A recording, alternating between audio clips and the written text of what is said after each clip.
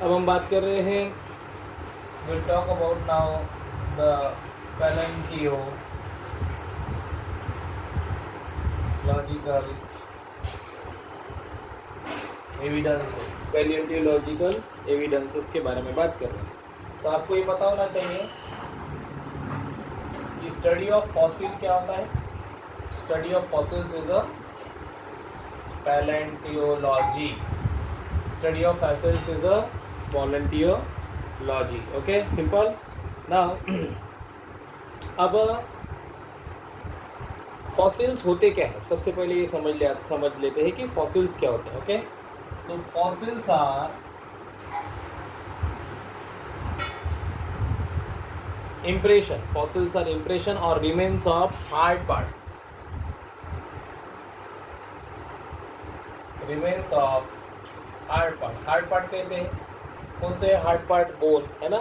Remains of hard part of life forms. अभी life forms कौन से थे? पहले के जो डायनासोर्स हो गए, पहले के जो प्लांट हो गए, इनके अवशेष है, ये सभी क्या होते हैं?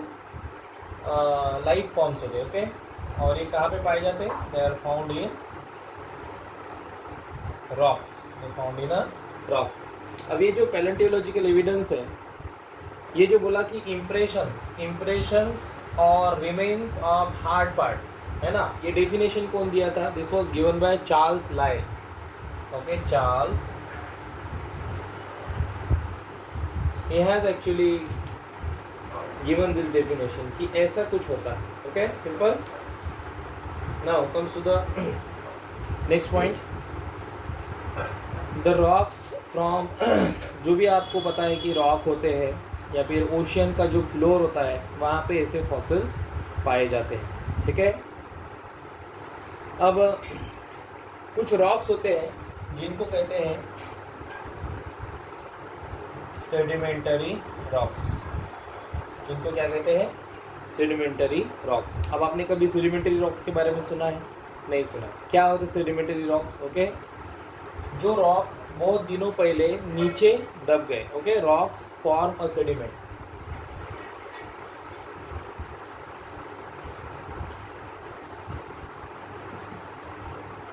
जो रॉक ने खुद का सेडिमेंट बना लिया जब इवोल्यूशन के दौरान, जब वो नीचे पाए गए। ओके, तो ये आपको कहाँ पे पता चलता है कि रॉक जो सेडिमेंट जो होते हैं वो दिनों पहले जो दब गए थे, वो आपको कहाँ पे पाए जाएंगे? Where you will found those rocks? Okay, ये आपको मिलेंगे अर्थ क्रस्ट में। कहाँ पे मिलेंगे? अर्थ क्रस्ट में। Earth crust is the okay lowest part of, मतलब जो अर्थ में जो सबसे डीप अंदर चले जाएंगे तो आपको क्या मिल जाएगा? अर्थ क्रस्ट मिल जाएगा। ठीक है, नाउ क्या हुआ, ये जो सेडिमेंटरी रॉक्स थे उसमें अलग अलग टाइप के फॉसिल्स थे।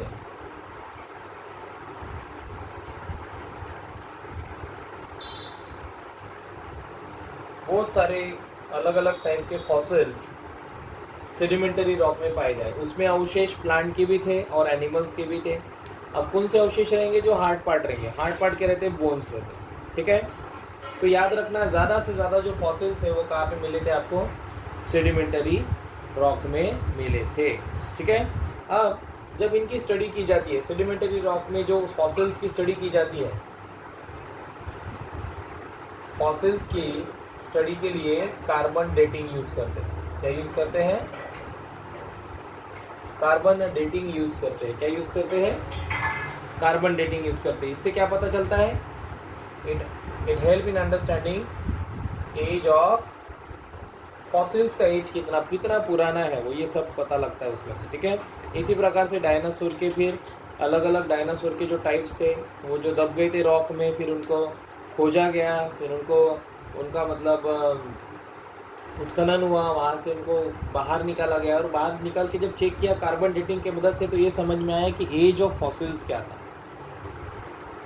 तो ये पता चला पैलेंटियोलॉजिकल एविडेंस से क्या पता लगता है कि study shows that life forms varied over the time, है ना।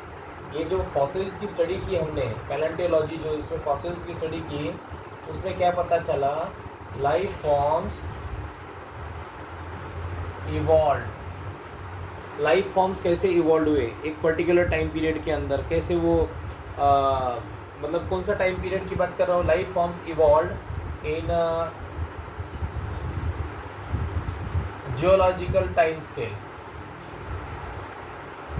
है ना। जियोलॉजिकल, जब ये अपना अर्थ का जब विकास हो रहा था उसके दौरान अलग अलग घटनाएं घटी, जैसे कि एस्ट्रॉइड्स वगैरह वगैरह जब अर्थ पे जाके गिरे तो उस दौरान बहुत सारे जो पुराने लाइफ फॉर्म्स थे वो मर चुके थे, और उसके बाद जो नई लाइफ आई उसमें अलग टाइप के एनिमल्स थे, फिर उनके भी रॉक्स में सेडिमेंट मिले। इससे हमें पता चला कि मतलब किस प्रकार के फॉसिल्स थे और इनका एज क्या था। उससे ये भी पता लगा कि कितने पुराने मतलब अर्थ कितनी पुरानी थी और उसमें लाइफ फॉर्म्स किस प्रकार से इवॉल्व हुए थे। ओके, तो फिर पैलेंटियोलॉजी स्टडी करके आपको क्या पता लगता है, यू विल अंडरस्टैंड इवोल्यूशनरी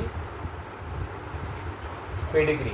आपको पता लगता है कि इवोल्यूशनरी पेडिग्री क्या था, पहले कौन आया था, डायनासोर में सबसे पहले कौन आया था, बाद में कौन आया, टीरेक्स कब आया, है ना, अलग अलग टाइप के डायनासोर्स कब आए, या फिर अलग अलग टाइप के एनिमल्स किस प्रकार से इवॉल्व हुए। ओके, तो हमें इवोल्यूशनरी जब हमने पेडिग्री की, मतलब पैलेंटियोलॉजिस्ट ने जब इवोल्यूशनरी पेडिग्री की तो पर्टिकुलर एनिमल्स के बारे में पता लगा, जैसे कि हॉर्स, एलिफेंट की पेडिग्री पता लगी, एलिफेंट कैसे थे पहले, आज के एलिफेंट से पहले के एलिफेंट कैसे थे।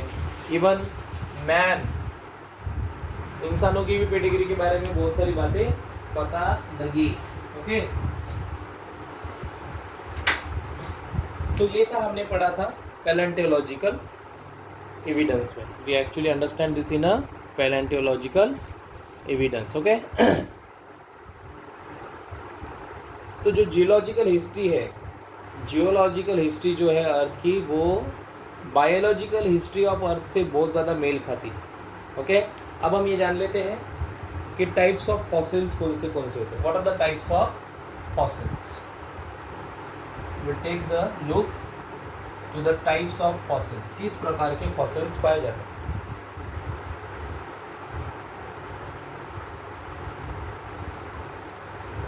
फॉसिल कितने प्रकार के, ठीक है। एक फॉसिल होते हैं जिनको अनअल्टर्ड फॉसिल्स कहते हैं। क्या कहते हैं,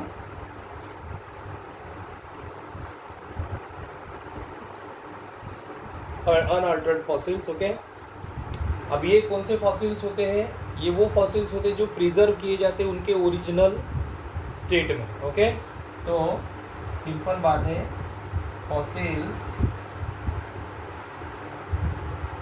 which are preserved in their original or intact form, मतलब इंटैक्ट फॉर्म में इन फॉसिल्स को यूटिलाइज करके रखा गया, उनको प्रिजर्व किया गया। ठीक है, इंटैक्ट फॉर्म इन आइस। अब मुझे बताओ, कोई एनिमल आपको इंटैक्ट फॉर्म में कब मिलेगा, जब वो सड़ेगा नहीं, जब उसका डिकम्पोजिशन नहीं होगा, तब वो आपको उस इंटैक्ट फॉर्म में मिल सकता है। डिकम्पोजिशन कहाँ पे नहीं होगा, आइस में नहीं होगा। तो आइस में मिले हुए जो फॉसिल्स हैं, ठीक है, वो अभी तक खराब नहीं हुए, तो वो जैसे के वैसे हैं, इनको कहते हैं अपन अनअल्टर्ड फॉसिल्स। ओके, एग्जाम्पल, मैं भी एग्जाम्पल के बारे में बताता हूँ। एक वुडी मैमोथ्स था, एक ऑर्गेनिज्म था, इसको अगर आप सर्च करोगे नेट पे तो वुडी मैमोथ्स था। ठीक है, ये 25,000 साल पहले एक्सटिंक्ट हो गया। कितने, 25,000 साल पहले वो एक्सटिंक्ट हो गया। ओके, और इनके जो फॉसिल्स है कहाँ पे पाए गए, साइबेरिया में पाए गए। साइबेरिया में मालूम है आपको, बर्फ़ गिरता है, वहाँ पे फ्रोजन आइस होता है ना, उस फ्रोजन आइस में इसके फॉसिल्स पाए गए और वो अनअल्टर्ड थे। ओके, इवन जैसे कि अभी मैंने बोला एक आइस है, अंबर, अगर आपने पता होगा, अंबर में भी पाए गए। ओके, अंबर से ग्लासेस वगैरह वगैरह बनते हैं। ठीक है, तो अंबर जो था एक कंपाउंड है, ठीक है, एक टाइप का रॉक टाइप का होता है अंबर। इसके अंदर भी प्लांट के पार्ट्स पाए गए थे, प्लांट के पार्ट्स पाए गए थे, इवन इंसेक्ट्स पाए गए, मरे हुए इंसेक्ट्स पाए गए इसके अंदर। इंटैक्ट फॉर्म में जैसे थे उसी फॉर्म में पाए गए। तो ऐसे जो होते हैं उनको क्या कहेंगे अपन, अनअल्टर्ड फॉसिल्स। क्या कहेंगे, अनअल्टर्ड फॉसिल्स। ओके, दूसरे दूसरे फॉसिल्स के बारे में भी बात करते हैं। एक और होता है जिसको कहते हैं petrified fossils, number 2।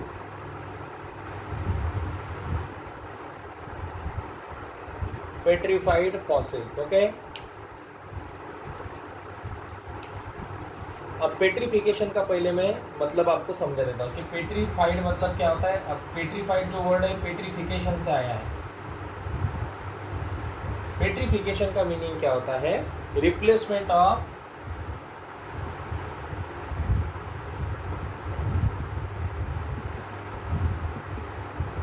Original part of, और जो सॉफ्ट पार्ट है, ओरिजिनल पार्ट या फिर जो सॉफ्ट पार्ट है, ओरिजिनल पार्ट और सॉफ्ट पार्ट, किसी भी ऑर्गेनिज्म के सॉफ्ट पार्ट हो सकते हैं। ठीक है,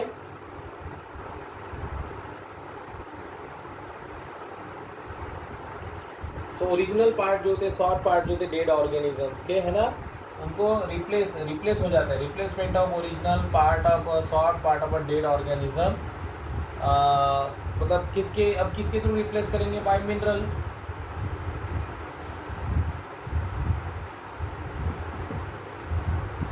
बाय मिनरल डिपॉजिट, मिनरल के मदद से जब इन पार्ट्स को मतलब रिप्लेस किया जाता है ना। अब वो हार्ड पार्ट हो सकते हैं वो पता नहीं, लेकिन रिप्लेसमेंट जब होता है ओरिजिनल पार्ट का, इसके थ्रू, मिनरल डिपॉजिट के थ्रू, तब उसको अपन कहते हैं पेट्रीफिकेशन। क्या कहते हैं इसको। अब पेट्रीफाइड फॉसिल्स कौन से, ठीक है। अब ये भी याद रखिए पेट्रीफिकेशन किसका होता है, पेट्रीफिकेशन सिर्फ हार्ड पार्ट का होता है। बॉडी के जो हार्ड पार्ट थे उन्हीं का पेट्रीफिकेशन हो सकता है। ठीक है, अब मुझे बताया हार्ड पार्ट कौन से बॉडी के, जैसे कि एग्जांपल की बात किए तो बोन्स है, वो जो स्नेल्स होते हैं उनके जो ऊपर जो होते हैं शेल्स वो होते हैं। प्लांट के केस में वो वुड होना चाहिए। ठीक है, इवन टीथ होना चाहिए। तो ऐसे जो होते हैं, है ना, ये जो होते हैं ना, ऐसे फॉसिल्स जो होते हैं उनको पेट्रीफाइड फॉसिल्स कहते हैं। ठीक है, तो ये भी स्टोर किए जाते हैं। अब इसके अलावा और एक टाइप के फॉसिल्स आते हैं जिनको कहते हैं माउल्ड फॉसिल्स। ओके, अब इसमें क्या होता है,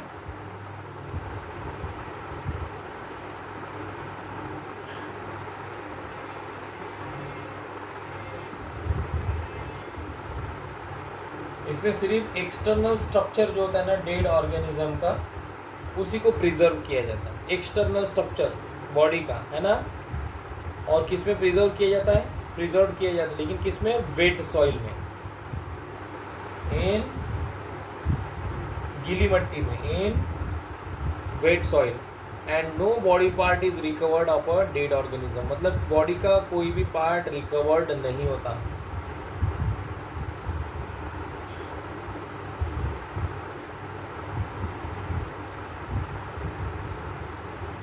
मतलब आपको क्या मिलेगा, सिर्फ क्या मिलेगा आपको, एक्सटर्नल स्ट्रक्चर मिलेगा। ऐसे फॉसिल्स में क्या दिखेंगे आपको, सिर्फ एक्सटर्नल स्ट्रक्चर दिखेगा। ठीक है, ये हो गया माउल्ड फॉसिल। और एक टाइप के आते हैं जिनको कास्ट फॉसिल कहते हैं। क्या कहते हैं, कास्ट फॉसिल कहते हैं, कास्ट फॉसिल्स कहते हैं। ठीक है, अब बहुत बार क्या होते हैं, मिनरल्स जो होते हैं वो मोल्ड में फंस जाते हैं। ठीक है, मिनरल्स जो होते हैं वो किस में, मोल्ड में फंस जाते हैं। ठीक है, फिर उनको कास्ट फॉसिल्स कहते हैं, है ना।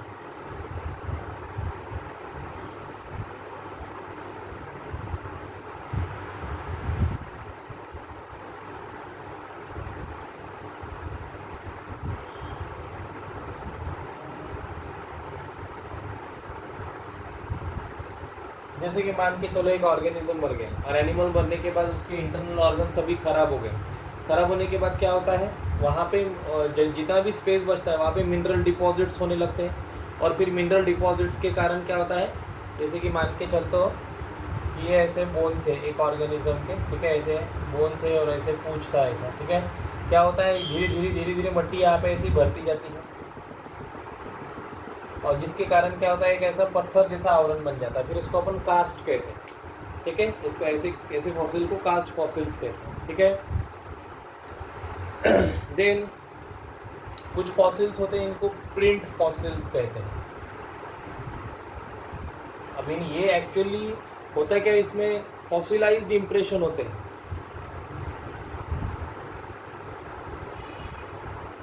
फॉसिलाइज्ड इंप्रेशन ऑफ फुट, मतलब समझ के चलो एक फुट, अब मान के चलो कि बहुत सालों पहले डायनासोर्स हुआ करते, तो उनके फीट के कारण क्या हो गया, ज़मीन में एक गड्ढा हो गया और वो गड्ढे में क्या हो जाता है, वो मतलब मिनरल्स से भर जाता है ना। तो उसके फिर क्या रह जाते हैं, सिर्फ प्रिंट्स रह जाते हैं, उसके छोटे छोटे क्या हो जाते हैं, प्रिंट्स रह जाते हैं, उनको फॉसिलाइज्ड इंप्रेशन कहते हैं। जैसे कि फॉसिलाइज्ड इंप्रेशन फुट के आते हैं, विंग्स के आते हैं, पत्तों के आते हैं, इवन स्टेम के भी आते हैं। तो ये जो होते हैं उनको प्रिंट फॉसिल्स कहते हैं, ठीक है। इवन कभी कभी फॉसिल्स एक्सक्रेटा के फॉर्म में भी मिले, जिनको कॉप्रोलाइट्स कहते हैं, मतलब फॉसिल्स होते हैं जो एक्सक्रेटा के फॉर्म में होते हैं। अगर ऐसा है, मतलब when the fossils preserve as a faeces और excreta of organism, then it is are the coprolites. क्या बोलना उनको आपने, कॉप्रोलाइट्स, ठीक है, सिंपल है। तो ये थे टाइप्स ऑफ फॉसिल्स। तो आपने एक बार ये देख लेना है कि that what are the types of fossils. Okay, simple. Thank you so much.